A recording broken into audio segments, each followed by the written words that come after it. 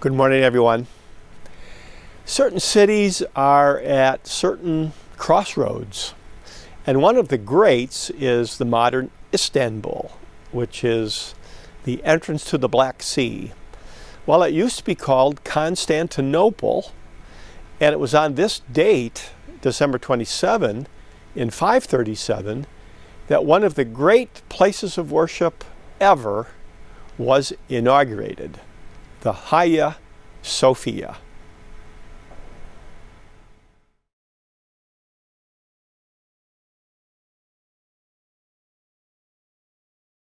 This map of the Mediterranean from a long time ago reminds us that the Greeks, in dark blue, were trading all over the Mediterranean and into the Black Sea.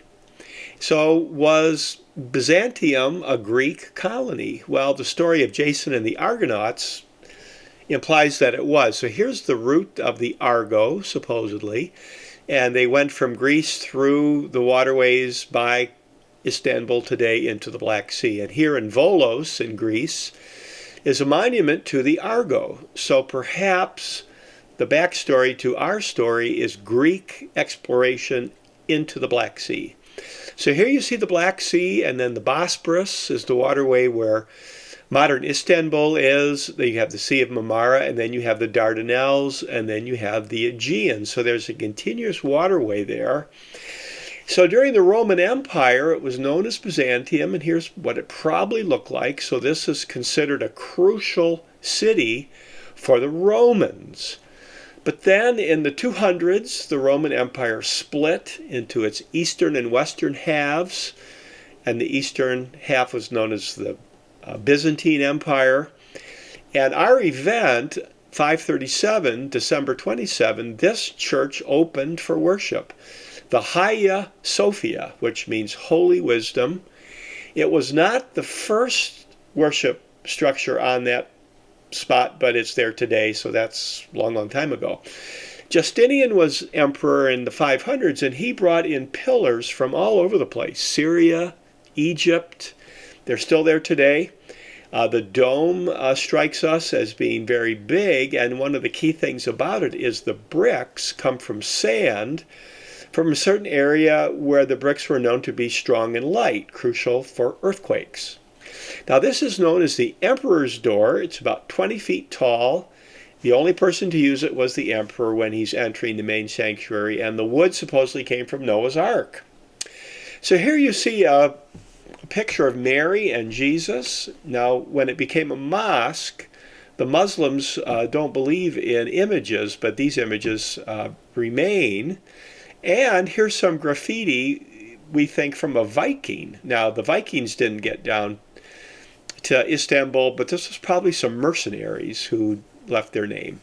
So if the Hagia Sophia could talk, it would probably say, oh yeah, I remember when Greek fire came. This was like napalm. In the 600s, the Greek used it as a really effective weapon against their enemies.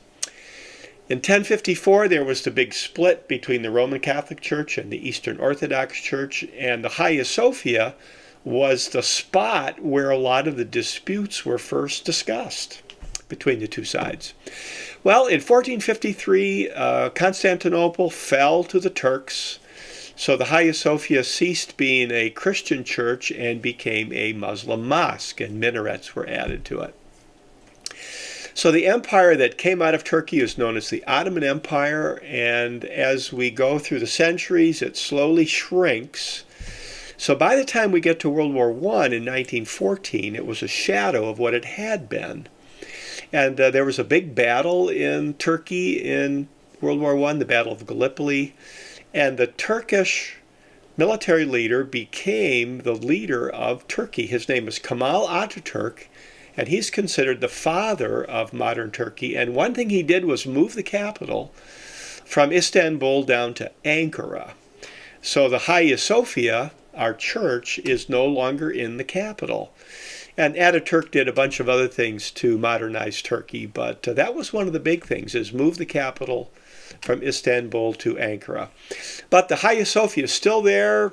many people go to Turkey on cruises, and they stop in Istanbul, and they see this church that's coming up to 2,000 years old.